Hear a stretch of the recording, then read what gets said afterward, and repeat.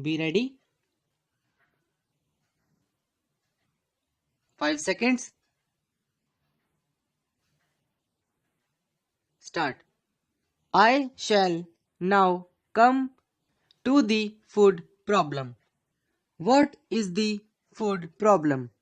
Sir, the food problem stated in very simple terms is this.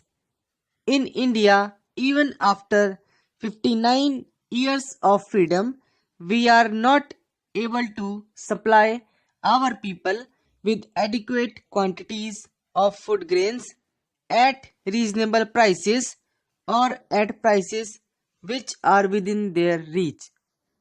That is the food problem. It appears to be a very simple problem, but actually it is a very complicated problem and a very basic problem in the sense that food prices constitute the core of our entire price structure, and in a capitalist society where there is freedom of enterprise, the price structure or the price system governs the development of the economy as a whole. Therefore, sir, this problem becomes the basic problem. I do not want to attempt here any analysis of how the rising food prices affect the various aspects of our economic life, but one broad fact has to be recognized, that it is due to the failure on the part of the government to tackle this food problem that so many complications have arisen, which we are finding it very difficult to resolve.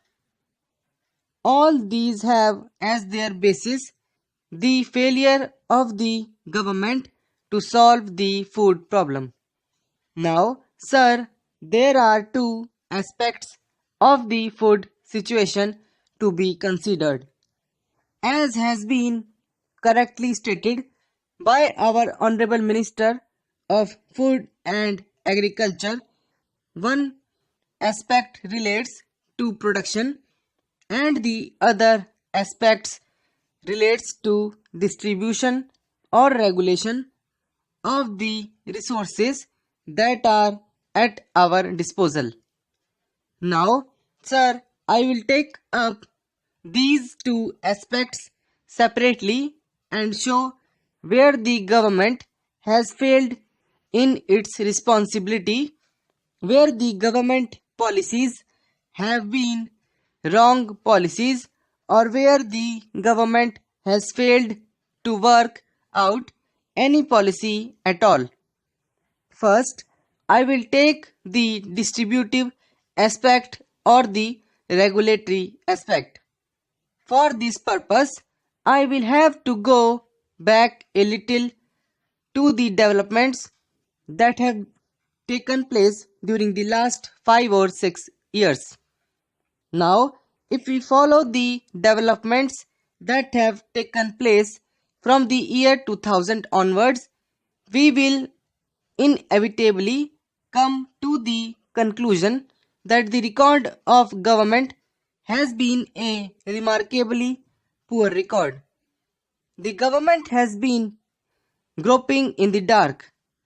It gets happy like a child whenever there is improvement in the food situation and whenever there is more production. Sir, the bumper crop of 2003 was an extraordinary crop. It was not a normal crop, and after that year, the whole process was reversed. I will not go into details because that will take some time. But it is a fact that soon after that bumper crop of 2003-2004, the government started taking steps for putting an end to rationing, for putting an end to procurement, for putting an end to fair price shocks, and for doing away with the food grains licensing and procurement. Order of 2002. Not only that, sir, the government even allowed certain amount of export of food grains. Export of food grains were allowed and zonal restrictions were done away with. The result was that free market was resorted. It is true, and I recognize that at that particular time, because of the inefficient manner in which the government were running the rationing system, there was a lot of discontent against rationing. So it appeared to be a popular move for which the government got 3 cheers. But it was a blind policy.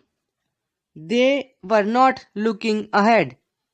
They were not examining the basic factors in the situation, and the most basic factor in the situation was that our agriculture is on the margin, that a good monsoon may give us food grains whereby the prices may fall, but the next year a little shortage of rainfall may create an acute crisis. So, you have to plan out your whole functioning in a manner that you are prepared for emergencies, that you don't wait to receive shocks. You have to plan and prepare for the rainy day.